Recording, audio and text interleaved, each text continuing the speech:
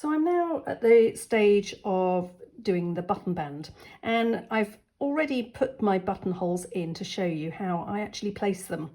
On the pattern, it begins by saying knit in rib 8 stitches. So if you count up from the bottom of your rib 8 stitches, your first buttonhole would actually be placed on top of this 2 knit column of stitches, and so on, working your way up the band.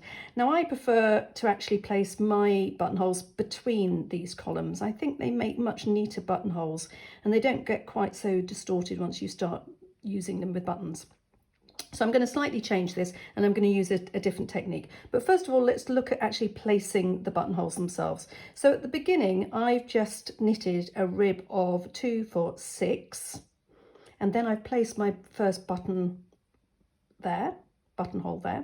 Then I want to evenly space out a further 3 because I want 4 buttons in total. So I've just then placed them out 1, 2, 3 bands of the knit stitches, and then place my next one, 1, 2, 3 bands, place the next one, 1, 2, 3, final one at the top. So you can see they're very evenly spaced out. The first one is a little bit lower because I don't really want to place my first button right up here, otherwise there'd be a big flap at the bottom. So that's why I've placed this one a little bit lower to start with.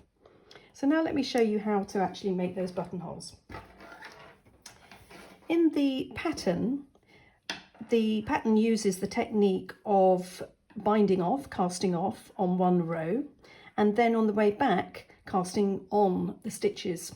So this is a very simple technique for making buttonholes, but I want to show you a different one where I do a decreasing stitch and then I use something called a double yarn over. So let me now show you how to do that. So I'm going to just begin. I've done 2 already just to show you where they are, and you can see how neatly they look, and as I said, they are sitting between these columns of knit stitches. So the basic principle of this technique is that in between those knit stitches we have 2 purls, and we're going to eliminate those and then use yarn overs to make those stitches again. So let me show you how to do that. So I'm just going to, like on my own button band, I'm going to start by knitting in rib 6 stitches.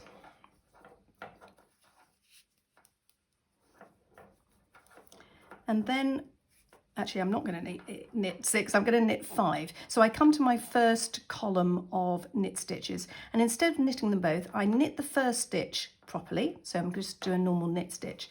And now what I'm wanting to do is eliminate this purl stitch. So I'm going to do that by doing an SSK, a slip, slip, knit. So the next knit stitch, I'm going to slip and then slip that purl stitch,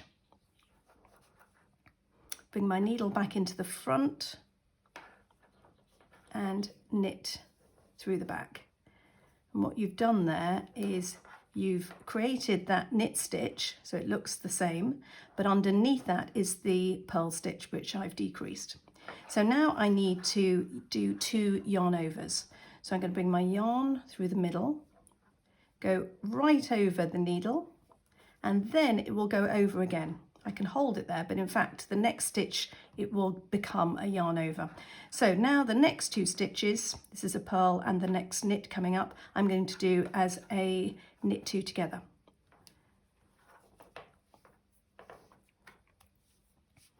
And again you can see there's the next knit stitch, and then those 2 purl stitches have now gone, and in place of them I've added those 2 yarn overs. So you've got there the 2 yarn overs in the middle.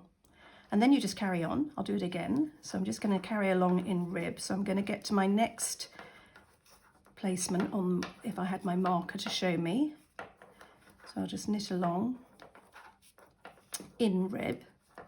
And then I can see coming up now is my next buttonhole position. So I've got my column of 2 knit stitches, knit the first one normally, and then the second one we're going to do an SSK.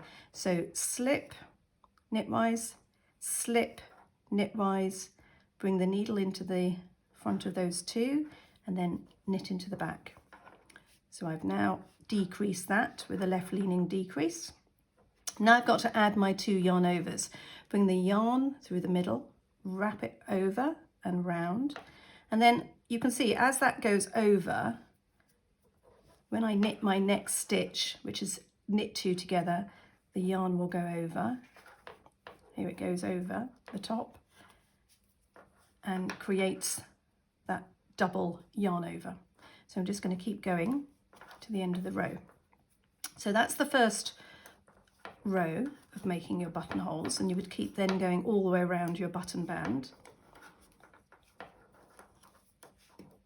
And then on the way back, you simply knit your stitches as set. So you're again just knitting in rib all the way back until you come to those 2 yarn overs that we've made. Let me just knit across.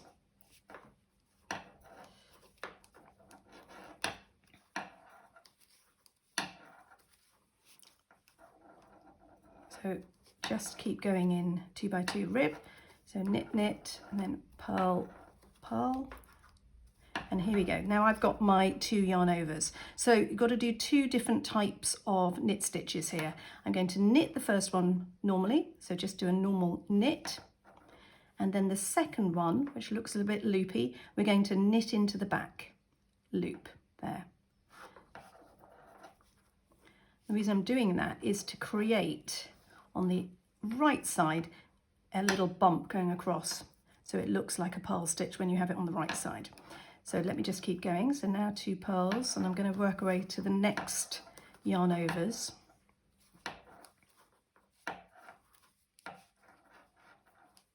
Just keep working 2 by 2 rib.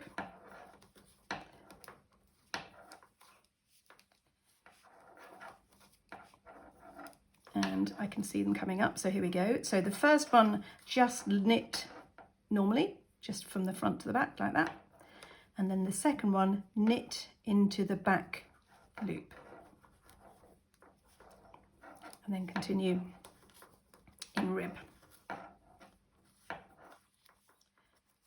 to the end of the row. And then when you get to the end, let me just show you now how those look from the right side. It'd be a bit clearer if I did a few more rows on top, but you can hopefully see these now. So here we go. There's the new buttonholes I've placed there. You can see they've been placed in between these columns. And from the right side now, we've created those little bumps which replicate the purl stitches that we had decreased. So I hope that helps with your buttonholes.